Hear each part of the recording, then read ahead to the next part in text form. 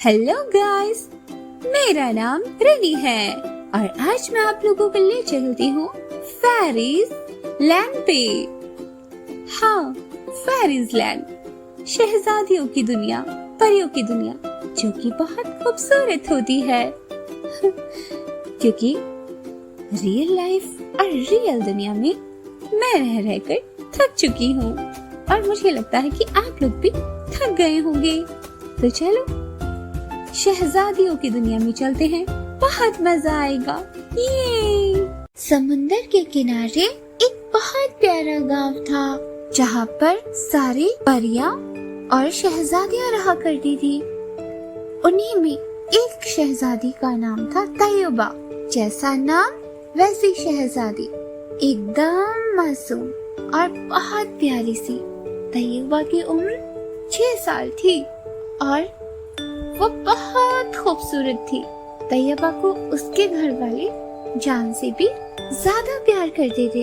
एक दिन रात को भरे तारों के आसमान के नीचे तैयबा की माँ उसे अपनी गोद में लिटाकर बैठी हुई थी और उन्होंने अपना खूबसूरत दुपट्टा तैयबा के ऊपर ढक रखा था।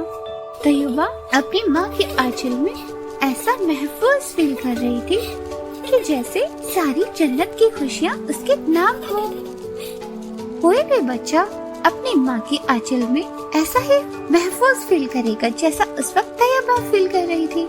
तैयबा अपनी माँ के सीने से लगकर अपनी माँ से पूछने लग गई कि माँ, शहजादा कौन होता है और वो हमें कहाँ मिलता है?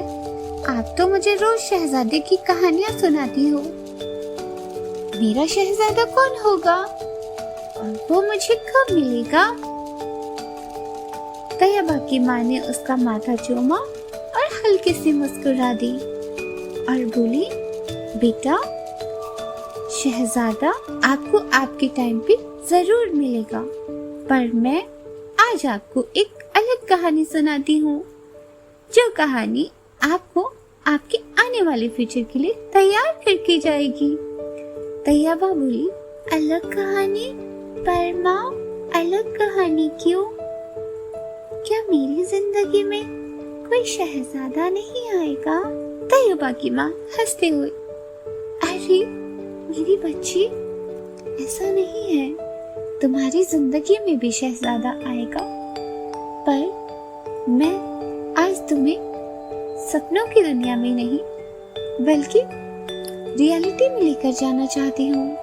तैयबा थोड़ी सी मायूस होकर, पर माँ, क्या शहजादों की दुनिया सच में नहीं होती जैसा दादी माँ और नानी माँ स्टोरीज सुनाती है? क्या वैसी नहीं होती? तैयबा की माँ हल्का सा हंस दी और बोली, आ जाओ, मेरी गोद में आओ, मैं तुम्हें अच्छे से आज सच्चाई दिखाऊंगी। तैयबा हल्का सा मुस्कुराई और अपनी माँ की गोद में लेट गई। तैयबा की माँ उसे कहानी सुनाने लगी। एक बहुत प्यारी लड़की थी जिसका नाम तैयबा था। वो बहुत खूबसूरत थी और वो भी अपनी लाइफ में ऐसे ही सपने देखती थी कि उसके लिए एक बहुत प्यारा शहजादा आएगा और उसकी लाइफ को खूबसूरत बना देगा, पर ऐसा नहीं हुआ। तैयबा की लाइफ में शहजादे ने एंट्री तो ली, पर वो उसकी लाइफ को खूबसूरत बनाने के बजाय बहुत ही ज्यादा डरावनी और भयंकर बनाकर चला गया। पर कैसे माँ?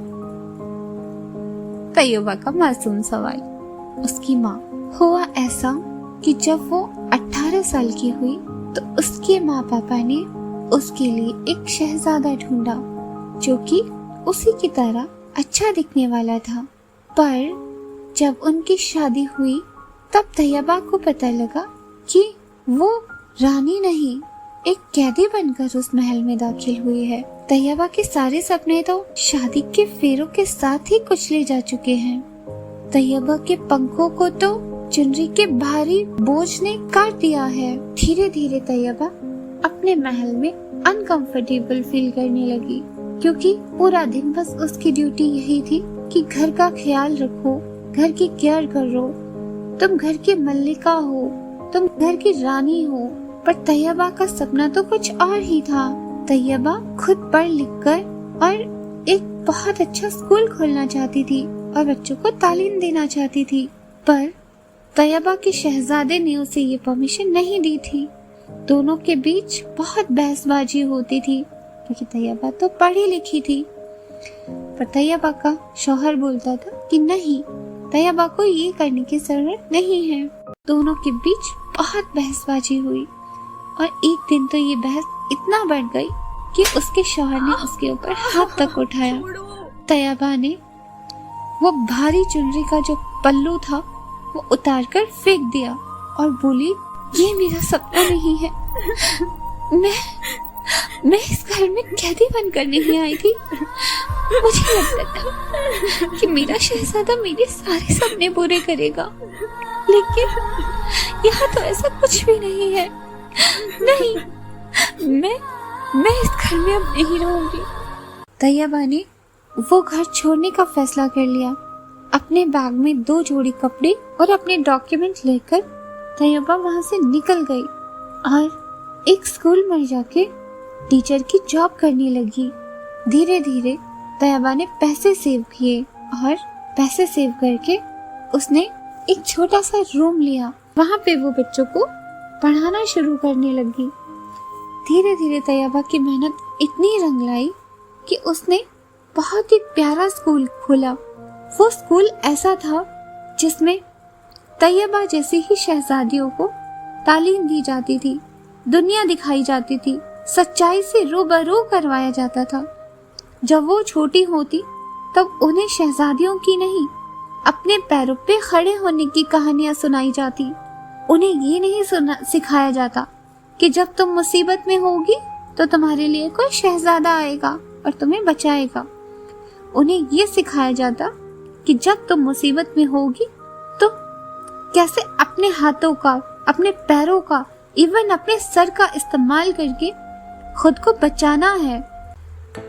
इसलिए गाइस, और स्पेशली गर्ल्स, आप लोग आजकल के टाइम में ये सिली ड्रीम्स देखना बंद कर दो और रियलिटी में जियो। आपको कोई ठोकर लगेगी, आपको खुद को संभल कर चलना है। आपको कोई हार्म करेगा, आपको खुद को बचाना है। कोई नहीं आएगा हमें बचाने। उम्मीद करती हूँ आप लोगों को मेरी छोटी सी कहानी पसंद आई होगी। अगर अच्छी लगी हो तो हमारे चैनल को लाइक, सब्सक्राइब और ज्यादा से ज्यादा शेयर करें। चलिए अब मैं मिलती हूँ आपसे एक अलग वीडियो में। तब तक के लिए बाय बाय।